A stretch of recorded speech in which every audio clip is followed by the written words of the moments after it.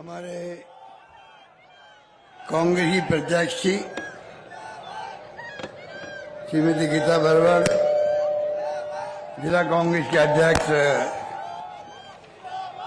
हीरालाल जी मेघवाल साहब, राजेंद्र जाखड़ साहब प्रधानपति, आगे प्रधानपति की पोस्ट हो गई है। डॉक्टर जयनिका उनियाल जी प्रवक्ता AICC, संगीता बेनीवाल जी, कीर्ति भील, नारायण जी जाखड़ साहब, बेवलारी देवड़ा, पप्पू राम जी डारा, शिवकन जी सैनी, राजेंद्र आर्य जी, आदरणीय हीरा देवी बरवर, शांति जाखड़ जी,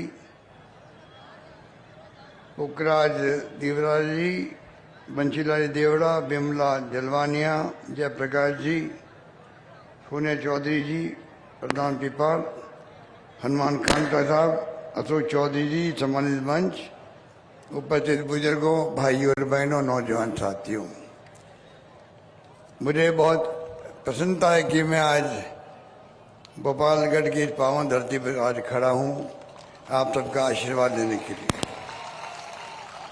लंबे अरसे बाद आना हुआ, ये ठीक कहा, पर आपका जो प्रेम है, प्यार है, आशीर्वाद है, वो तो आज 40 साल से ज़्यादा समय हो गया तब से बराबर मिलता रहा है।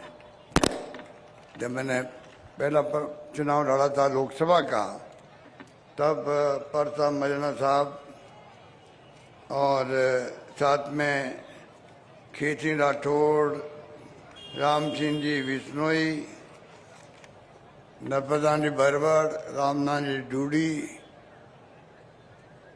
रणजीत सिंह जी, मान सिंह देवड़ा जी, कालूराम जी आर्या, उस वक्त के जो बड़े नेता थे वो सब मेरे साथ आए थे। मौलाना सगड़ा साहब भी आए थे यहाँ पर। तो वो एक अलग माहौल था जिसमें मुझे पहली बार लोकसभा के अंदर उम्मीदवार बनाया गया सबकी राय से। वो दिन आज दिन लगातार जो कुछ मैंने सीखा है, आज मैं अगर प्रदेश कांग्रेस में आप सबके आशीर्वाद से मुख्यमंत्री हूँ, अगर मेरी कलम चलती है और मेरा अगर अनुभव काम आता है पूरे प्रदेशवासियों की सेवा करने के लिए, तो वो आता है जोधपुर वासियों की गांव-गांव की ढाणियों में जो मैं गया हूँ, सीखा हूँ, उसके कारण आता है। तो सबसे पहले मैं आपका आभारी हूँ, जो कुछ मुझे सिखाया वो आप सबने सिखाया, जोधपुर वासियों ने सिखाया, और मैंने कमी नहीं रखी है। राजस्थान में इतनी योजनाएं लाए हैं हम लोग, इतनी स्कीम लेके आए हैं कि पूरे देश में नाम हो गया राजस्थान का। इतने कानून पास किए हम लोगों ने, इतने कानून बनाए, अच्छे से अच्छे किसानों के लिए बनाए हैं। न्यूनतम आय का कानून बना दिया, नगर पालिका है वहाँ रोजगार का नरेगा की तरह काम खुलेगा, वो कानून बना दिया। नरेगा के 125 दिन कर दिए। कहने का मतलब है कि काम की कमी नहीं रखी है, जो मांगा मुझसे मैंने देने का प्रयास किया। और पूरे प्रदेश के अंदर मैंने कह दिया मेरे विधायकों को, तुम मांगते मांगते थक जाओगे, मैं देते देते नहीं थकूंगा, ये मैंने कहा था, और वो करके दिखा दिया। हिंदुस्तान में नाम हो गया राजस्थान का। आज मान सम्मान राजस्थान का है देश के अंदर, तो इसलिए भी है कि यहाँ की योजनाएं और राज्य सरकार अपना रही है, वहाँ पर अपने राज्यों के अंदर अपने मैनिफेस्टो में डाल रही है।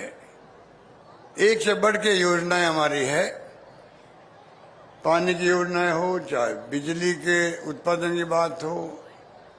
अभी मैं आया रास्ते में हेलीकॉप्टर में तो पवन ऊर्जा के पंखे चल रहे थे, मुझे खुशी हुई।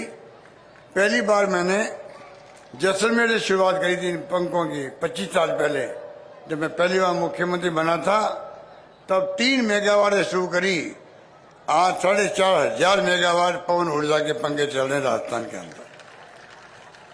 इस प्रकार से नवाचार किए राजस्थान के अंदर।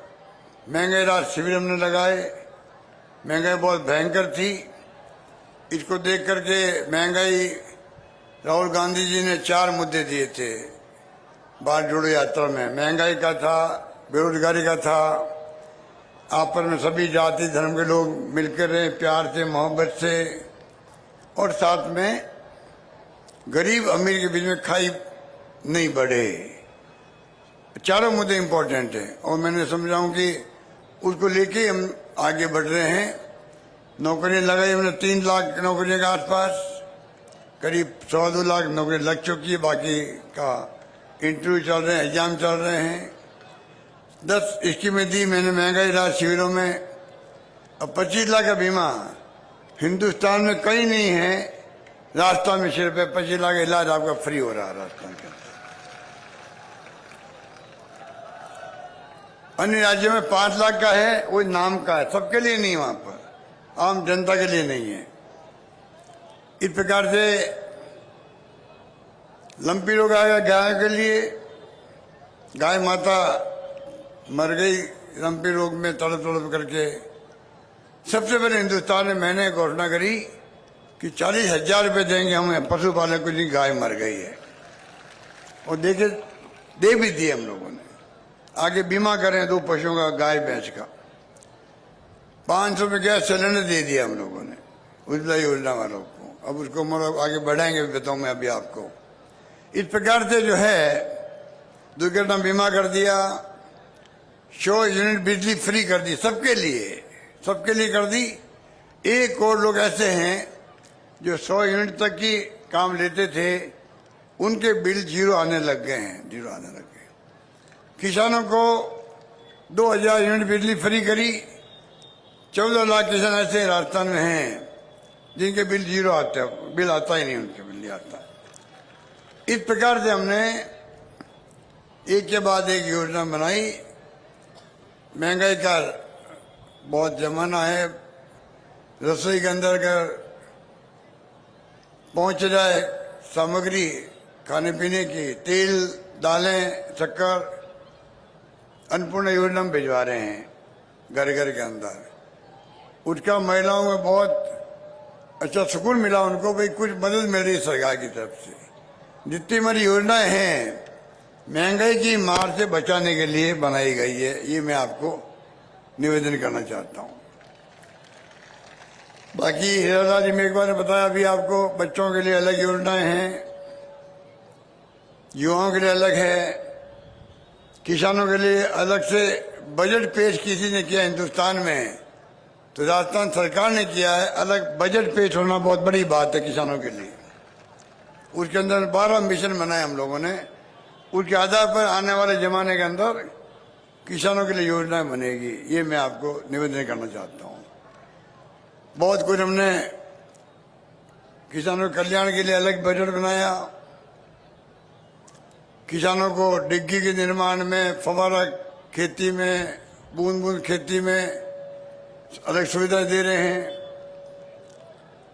किसान हमारी प्राथमिकता में, इसलिए अलग बजट पेश किया गया। तो कोई कमी रखी नहीं किसी वर्ग के लिए भी। 90 नए पैसे बिजली का जो मैंने तय किया था पहले, पिछली बार से 15-20 साल हो गए 90 पैसे ही रहा है। 80,000 करोड़ रुपया सरकार देती है, अनुदान देती है बिजली कंपनियों को, तब जाके 90 पैसे अनुदान आपका बिजली का मिल रहा था। अब तो हमने 2000 फ्री कर दी है। तो कहने का मतलब है कि किसान हमारी प्रायोरिटी में हमेशा रहा है, ये मैं निवेदन करना चाहता हूँ आपको। इतने मैं अभी कहना चाहूँगा कि अब हमने ये संवाद है आपके साथ में, 7 गारंटी हम और देना चाहते हैं। आपका आशीर्वाद होगा। जो माहौल बना है राजस्थान के अंदर, कोरोना आ गया था, कोविड आ गया था, पूरी दुनिया के अंदर लोग चिंतित थे कि हम खुद बचेंगे कि नहीं बचेंगे। लॉकडाउन में लोग सब घरों में बंद हो गए। उस वक्त भी सबसे अच्छा काम किसी ने किया देश के अंदर तो राजस्थान सरकार ने किया। राजस्थान का नाम हो गया देश के अंदर, दुनिया के अंदर हो गया। बिरौड़ा मॉडल पहुंच गया दुनिया में। विश्व स्वास्थ्य संगठन ने तारीफ करी, इतना शानदार हमारा मॉडल बन गया। मॉडल काम आया, दुनिया को बचाने के लिए काम आया। तो मैं कहना चाहूँगा कोई कमी रखी नहीं। उस वक्त मैंने कहा था कोविड के अंदर कोरोना हो गया था, घर घर में कई जगह घरों में लोग बंद थे। मैंने कहा कोई भूखा नहीं सोना चाहिए। मुझे कहते खुशी है आप सबके सहयोग से सरकार ने इमदाद भेजी घरों के अंदर 5 बार डीबीटी की बैंक के थ्रू 35 लाख लोगों को। हमारी संस्थाओं ने भी, धर्मगुरुओं ने भी, कार्यकर्ताओं ने भी, सबने मिलके सहयोग किया एक दूसरे को और कोई भूखा नहीं सोया राजस्थान के अंदर। इस बात तसल्ली हम सबको है।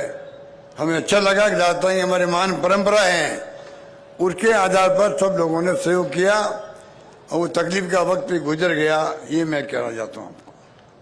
पर साथ में कहूँगा मैं उसके बाद में भी इसके मैंने एक के बाद एक बनाई, बजट पेश किया नहीं है, लागू भी कर दिया हमने। चाहे योजनाएं कुछ 20 जिले नए बना दिए। अब बताइए हिंदुस्तान के इतिहास में 20 जिले नए बनना बड़ी बात है। फलोदी अलग जिला बन गया। अब 100-150 किलोमीटर जिला मुख्यालय बनाना पड़ता था। दूरी कम हो जाती है तो आप सोचते हो लोगों को कितना आराम मिलता है। 100 किलोमीटर 150 किलोमीटर जाओ काम के लिए, बार बार बसों में बैठ करके किराया लगता अलग से है। और जब जिला मुख्यालय नजदीक बन जाए तो आप सोच सकते हो कितनी सुविधा मिल सकती है।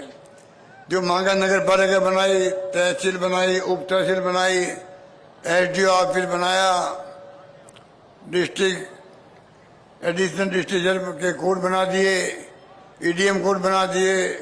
जो मांगा मैं समझता हूँ प्रशासनिक दृष्टि से हमने कोई कमी नहीं रखी। कॉलेज खोल दिए, शिक्षा में हम बहुत आगे बढ़ गए हैं। करीब 50-53 कॉलेज तो कृषि कॉलेज खोल दिए हम लोग पहली बार। 5 कॉलेज खुले हुए थे पहले। तो आप सोच सकते हैं कि 130 कॉलेज लड़कियों को खोल दिए हम लोगों ने और कुल 310 कॉलेज खोल दिए। आज तक इतिहास में कभी नहीं हुआ। 76 साल में खुले 250 कॉलेज हमने खोल दिए, अभी 330 कॉलेज। इतने मैं कहना चाहूँगा हर क्षेत्र में सड़कों के मामले में 1.5 लाख किलोमीटर सड़कें बन रही राजस्थान के अंदर, नेशनल हाईवे के अलावा भी। State highway, district major road, mega highway, गाँव के अंदर सड़कें। आज सड़कों की स्थिति राजस्थान में बेहतर है अन्य राज्यों के मुकाबले के अंदर। इस प्रकार से हम लोगों ने जो काम हाथ में लिया था वो पूरा करके दिखा। 1 करोड़ लोगों को पेंशन दे रहे हैं, बूढ़े लोगों को, बूढ़ी हमारी माताओं को, और पेंशन दिव्यांगों को, जो निःशक्तजन है, अपंग है, जो हमारे विधवा बहनें हैं, उन सबको पहले 750 मिलती थी, 500 मिलती थी।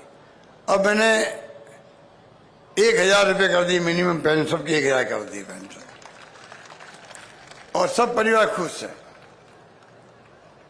1000 पेंशन कर दी। साथ में ये नियम बना दिया भविष्य में 15% पेंशन अपना बढ़ती जाएगी, बढ़ती जाएगी, बढ़ती जाएगी। इसका मतलब है 1000 की 1500 भी होगी, 2000 भी होगी, बढ़ती जाएगी वो। इस प्रकार से हमने सोशल सिक्योरिटी के आधार पर इस काम को भी हमने हाथ में लिया है। इसलिए मैं कहना चाहूँगा कि काम करने में कमी रखी नहीं। 5 साल भोपालगढ़ में ट्रॉमा सेंटर खोल दिया, जिला अस्पताल आपका बना दिया। जिला अस्पताल बनाने किसे कहते हैं? जिला स्तर की सुविधाएं मिलने लगेगी अस्पताल के अंदर धीरे धीरे। कन्या महाविद्यालय भोपालगढ़ अशोक के अंदर खोल दिए। बारनी खुर्द में प्राथमिक स्वास्थ्य केंद्र, पश्चिम में पीएचसी सीएचसी बना दिया, भोपालगढ़ में नगर पालिका बना दी, कोर्ट खोल दिया, उप तहसील अशोक खोल दी, कृषि उप मंडी भोपालगढ़ और 4 स्टेट हाईवेज। मतलब कहने में लंबी लिस्ट है मेरे पास में। काम की कोई कमी रही नहीं। यार भोपालगढ़ जो 40 साल पहले था बिल्कुल बदल गया है। इतना विकास यहाँ पे भी हुआ है।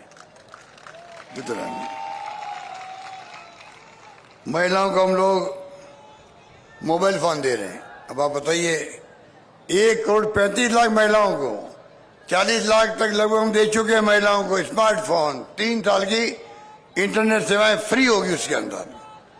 अब बताइए आप, ये महिलाएं हमारी बहन बेटियां हैं, इनको घर की मुखिया को मोबाइल फोन मिलेगा, बच्चे पढ़ेंगे उससे,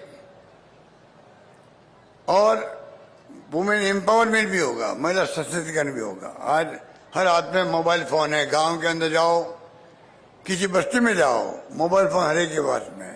जमाना बदल गया है और बच्चों को हम चाहेंगे आने वाले वक्त में कैसी शिक्षा मिले।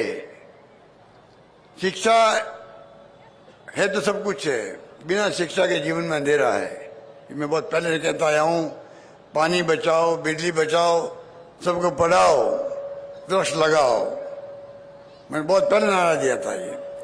आज भी मानता हूँ उसी ढंग से हम लोगों ने काम शुरू किए, और मुझे कहते हुए खुशी है कि आज जो है महिलाओं के लिए रोडवेज में आधा किराया कर रखा मैंने,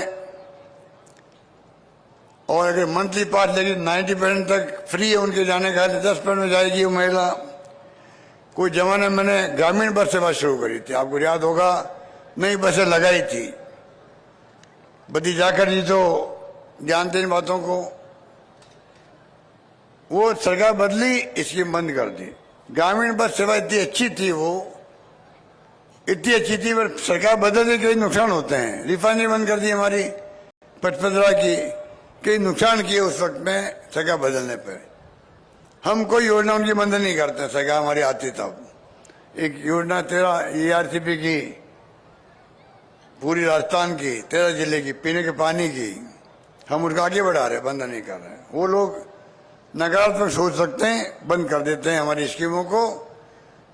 और वो योजना बहुत बड़ी योजना है, प्रधानमंत्री का वादा किया हुआ है, पानी का मंत्री जोधपुर का है, तब भी उस योजना को आगे नहीं बढ़ा रहे हैं। और दूसरी तरफ इंदिरा गांधी कैनाल, आप देखिए आज,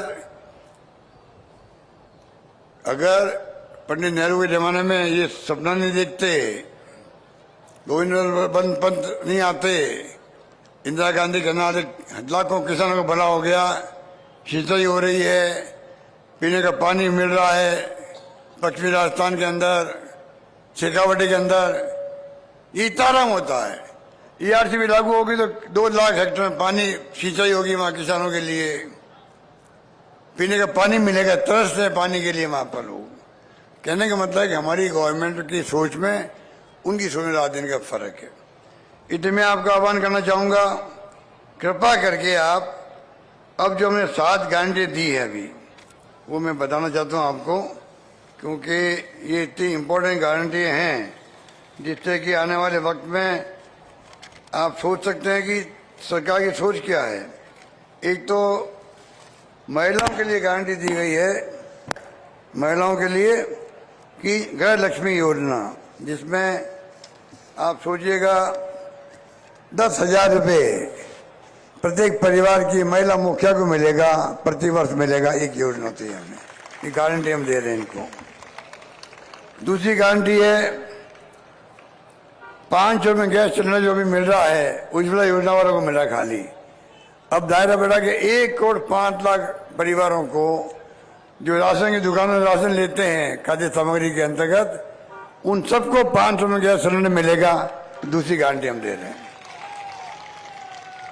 तीसरी गारंटी है, अभी हीराराम जी बता रहे थे आपको, आपदा में कहीं बाढ़ आती है, बिजली गिर जाती है, ओलावृष्टि होती है, नुकसान ज्यादा होता है, मुआवजा बहुत कम मिलता है। सरकार के नॉर्म्स ऐसे ही हैं केंद्र सरकार के। हमने कहा 15 लाख तक का बीमा बना करवाएंगे, 15 लाख तक का उनको राहत मिलेगी, ये गारंटी हम दे रहे हैं। चौथी गारंटी है जो हमने छत्तीसगढ़ गवर्नमेंट से ली है, वहां मैं खुद गया रायपुर, गोधन स्कीम बनाई उन्होंने गायों के लिए।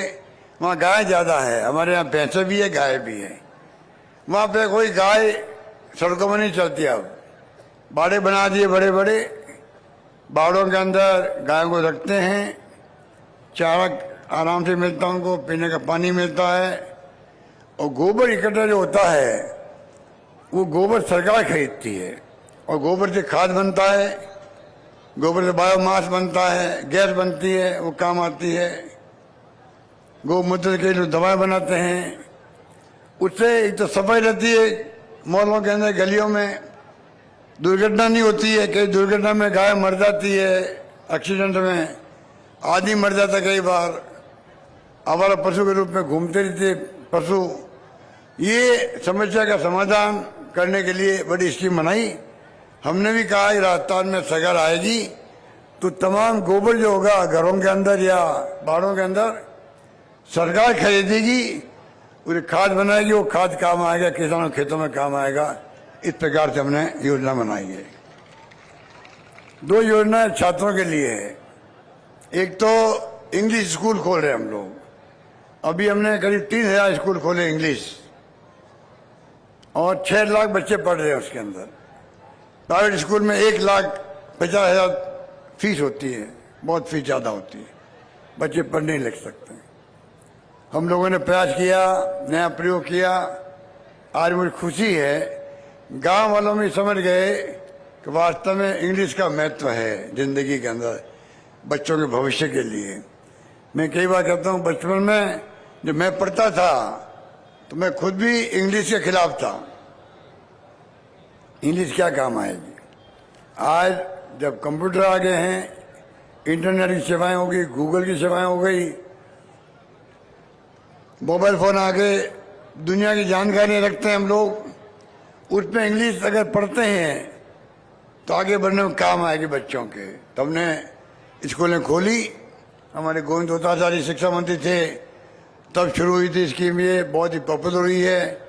हम चाहते हैं कि आने वाले वक्त में हमारे बच्चे भी दिल्ली, बम्बई, अमेरिका, इंग्लैंड जाए, आईटी में एक्सपर्ट बने। इस लिहाज से हम लोगों ने इंग्लिश पढ़ाने का भी हिंदी के साथ साथ में निर्णय किया है। मैं कई कैंपों में गया, महंगे रात शिविरों में, बच्चे में देखा इंग्लिश बोलते हुए, मुझे बड़ा अच्छा लगा। इस प्रकार से नया युग शुरू हुआ है, उसके अकॉर्डिंग हम चलेंगे। हमने 2030 का जो मिशन दिया था इसीलिए दिया था, आने वाली पीढ़ियों के डॉक्यूमेंट काम आएगा कि राजस्थान जनता क्या सोचती है अपने भविष्य के लिए, कैसा रास्ता बनना चाहिए 2030 तक, उसके बाद में। इसलिए हमने वो गारंटी दी है। एक गारंटी दी है, बच्चा जो 12वीं पढ़ रहा अभी, वो फर्स्ट में जाएगा, अगली बार सरकारी कॉलेज में जाएगा, विश्वविद्यालय में जाएगा, उन सबको हम लोग लैपटॉप देंगे, टैबलेट देंगे, जिससे कि वो एडमिशन लेते ही वो अपने माँ बाप को कहता है मेरे खरीद के दो, 15-20 हज़ार रुपये लगते हैं उसके। माँ बाप को तकलीफ होती खरीदने में, सेकेंड हैंड खरीदता तो अच्छा नहीं लगता है। हम उनको नया लैपटॉप या टैबलेट देंगे जिससे कि वो फर्स्ट ईयर से ही आईटी बेस्ड पढ़ाई करना शुरू कर सके, डिस्टेंस पढ़ाई कर सके। इस प्रकार से हम तमाम लाखों बच्चों को हम लोग तय किया है, फर्स्ट में जाते ही उसको लैपटॉप मिलेगा। प्रवेश के साथ साथ में ही हमारी वचन दिया गया है, गारंटी दी गई है आप लोगों को। और लास्ट गारंटी है 7वीं है, वो ओपीएस की है। ओपीएस जो सरकारी कर्मचारियों को हमने लागू किया है वो हम पक्का करना चाहते हैं, क्योंकि कई केंद्र सरकार मान नहीं रही उसको। हम चाहते हैं कि आज 35 साल की नौकरी करता है कर्मचारी, उसको भी कम से कम जिंदगी में बुढ़ापे के अंदर सिक्योरिटी रहनी चाहिए पेंशन की। हमने तय किया राजस्थान में सरकार बनेगी, ओपीएस को हम ऐसा नहीं कानून बना के पक्का कर देंगे, कोई उसको खत्म नहीं कर पाएगा। ये गारंटी हमने दे दी है। इस प्रकार से ये 7 गारंटी दी गई है। मैं आपसे यही कहना चाहूँगा कि जिस प्रकार से केरला के अंदर, और मैं केरला गया था, वहाँ चुनाव थे, तो मैं जब वहाँ गया कैंपेन करने, तो वहाँ 70 साल से सरकार एक बार बदलती रहती है। जैसे राजस्थान में अभी 30 साल से बदलती है, एक बार कांग्रेस एक बार बीजेपी आती है।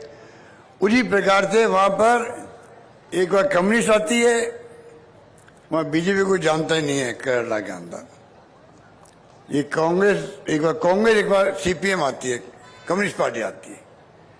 इस बार मुझे कहा लोगों ने, सब 70 साल से तो एक बार होता गया, इस बार कम्युनिस्ट पार्टी की सरकार वापस आए, रिपीट होगी। मैं कहा वो क्यों भाई? इसलिए होगी उन्होंने कोरोना में अच्छा काम किया था। तो मैंने सोचा मन के अंदर, कोरोना काम करने से सरकार वापस आ सकती है, आ भी गई। तो हमने तो कोरोना के अलावा भी अच्छे काम किए हैं। तो मुझे यकीन है कि इस बार आप लोग आशीर्वाद दोगे और सरकार को रिपीट करोगे। मैं कहीं जाता हूँ, बात करता हूँ, लगता मुझे है आप इतनी बड़ी तादाद में लोग खड़े हैं जो सड़कों पर देख रहा हूँ आप सबको, लगता है कि आप लोगों ने मन बना लिया है कामयाब करने का, सरकार को जिताने का। नरप्रधान बरवर जी के बारे में आप मेरे कई लोग पुराने लोग जानते हैं। नरप्रधान बरवर जी, सुनो भाई, सुनो, है भाई सुनो, बरवर साहब मेरे पहले चुनाव मेरे साथ रहे, हमें मेरे साथ रहे थे, रेवेन्यू मिनिस्टर बने हुए राजस्थान के। मजाना साहब भी बहुत उनसे स्नेह रखते थे और उनको जिलाध्यक्ष बना रखा था। मैं कहना चाहूँगा आपको कि नरप्रधान बरवर आज नहीं है, उनकी धर्मपत्नी जी बैठी हुई है, राधा देवी जी। अब उनकी बेटी गीता बरवर जो पूरी तरह समर्पित है समाज के लिए, गरीबों के लिए, गांव के लिए काम करना चाहती है, जानती है, करती भी है, लंबे संघर्ष कर रही है। इस बार हमारी पार्टी के नेताओं ने, खड़गे साहब अध्यक्ष हमारे, सोनिया गांधी जी है, राहुल गांधी जी है, हमारी पूरी कमेटी बैठती है, हम सब ने मिलकर के आप भोपालगढ़ की जनता के विश्वास पर इनको कांग्रेस उम्मीदवार घोषित किया है, आपके ऊपर विश्वास करके किया है। आपसे मैं मार्मिक अपील करूंगा, आप कुछ महसूस करोगे वो चुनाव जीत के जाएगी, आपके हमेशा बीच में रहेगी, आती जाती रहेगी, अभी भी काफी घूमती है, आपके सुख दुख में काम आएगी, आपके सुझाव होंगे वो पूरा करेगी, विकास में कोई भागीदार निभाएगी। और मैं आपको विश्वास दिलाता हूं, जो गीता को आप काम करोगे सब काम किए जाएंगे, कोई काम रुकेगा नहीं, ये मैं कह सकता हूं। यही बात कहता हुआ आप सबका 40 साल किसे कहते हैं, 40 साल अधिक हो गया है जब मैं भोपालगढ़ आया आशीर्वाद लेने के लिए आपसे, और इतना लंबा अरसा हो गया है और मैं आज फिर आपसे आशीर्वाद मांग रहा हूं, गीता के लिए मांग रहा हूं, मेरे लिए मांग रहा हूं। धन्यवाद, जय हिंद, धन्यवाद।